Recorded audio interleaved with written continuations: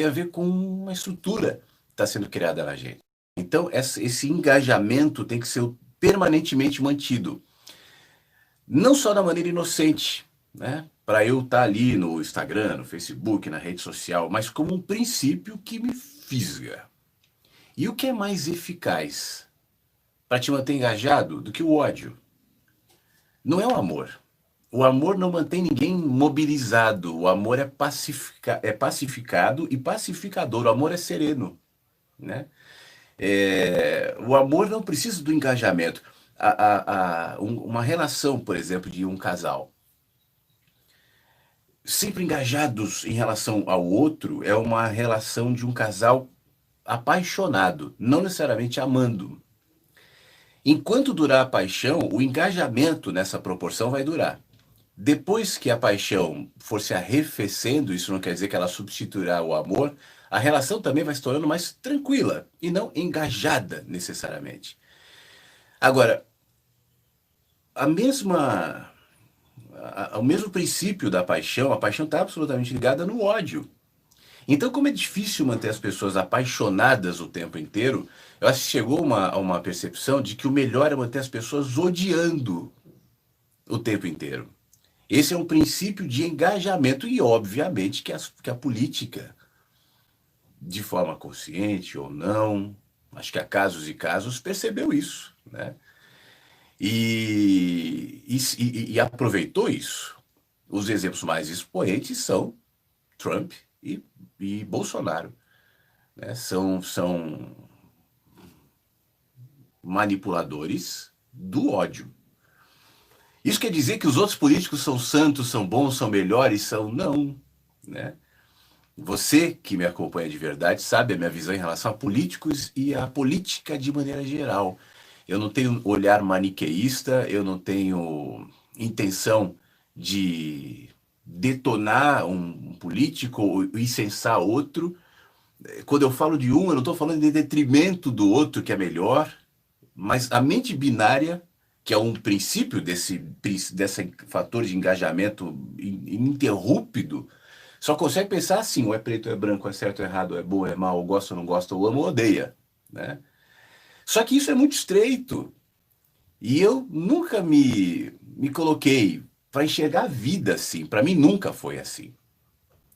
Eu escrevi o texto esse que gerou esse start, essa polêmica no sábado, e que fala justamente sobre isso, a manipulação pelo ódio. No texto eu dizia rapidamente, está aqui no YouTube, está no Face, está em todos os lugares. Eu dizia assim, que até então, a política, o populismo, aquilo que a gente conhece de populismo e tal, sempre se alimentou da pobreza. O princípio do populismo é a pobreza e a venda da esperança. Para o populista, é fundamental que a pobreza exista e que a pobreza persista e que os pobres estejam à sua volta. Não existiria populismo se não houvesse a pobreza. Então, um país como o nosso, o Brasil, ele só é como é sem educação, sem estrutura, sem cultura, sabe? O político que vai dizer que faz educação, ele fala, eu construí uma escola, né? Justamente para manter as pessoas nesse curral.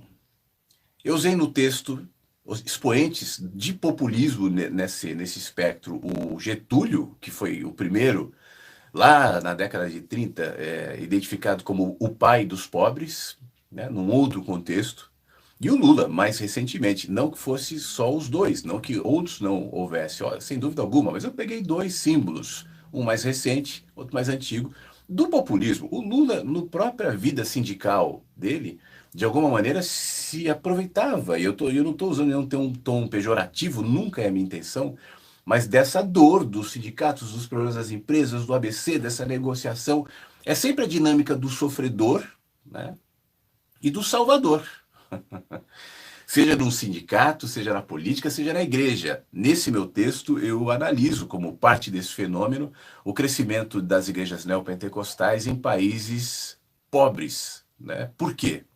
Por que a Igreja Universal não cresce na França? Por que a igreja daquele, como é que chama aquele, do chapéuzão lá, enfim, mundial tal, não cresce em algum país com cultura, não cresce em Londres, não cresce nos Estados Unidos, na Inglaterra, enfim, na Dinamarca. Não tem na Dinamarca. Por quê? Né? Porque é proporcional. Quanto mais desassistido eu for, mais eu vou precisar de alguém que me salve. Quanto mais ameaçado eu estiver, mais eu vou precisar de alguém que me venda a esperança. Esse é o princípio, até então, falando bem rasamente aqui, da política. O vendedor, o político sempre foi o vendedor de esperança. Eu vou fazer, eu vou construir no meu governo, porque o Lula que tinha aquele porque vão comer todo dia, as mães que sofrem com as filhas, é aquilo, né? Só que de uns anos para cá, e aí tem a ver com o fenômeno das redes, né? E justamente aquilo que eu estava dizendo lá atrás, que vai nos reconfigurando e a maneira como a gente vai olhando o mundo vai gerando na gente um engajamento tão hostil e tão necessário que isso nos estreita.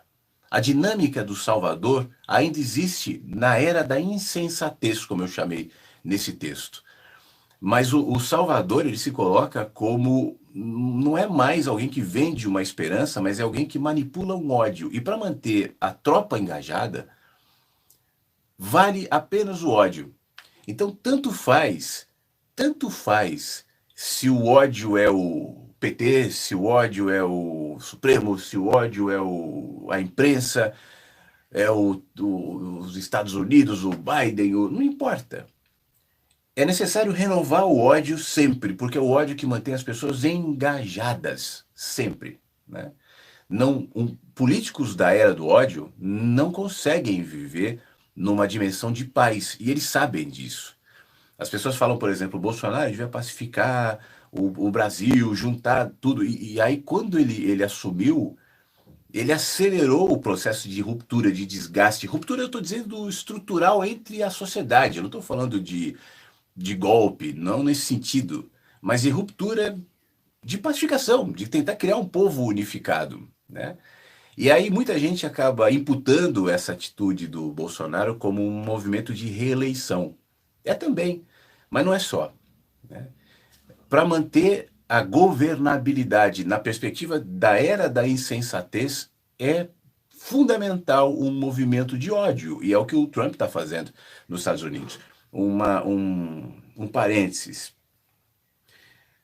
As eleições dos Estados Unidos, né, os bolsonaristas e trumpistas estão argumentando, foram fraudadas, tal. Bom, isso não me surpreenderia, né? Até porque eu não confio nesse sistema eleitoral de lugar nenhum. Aliás, há muito tempo eu falo que eu não voto.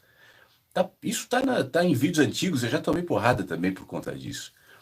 Agora, eu não acho que se houve de fato fraude, primeiro não houve prova, né? O Trump ele fala, alguém viu que jogou um morto votou, mas isso aí é fala, né?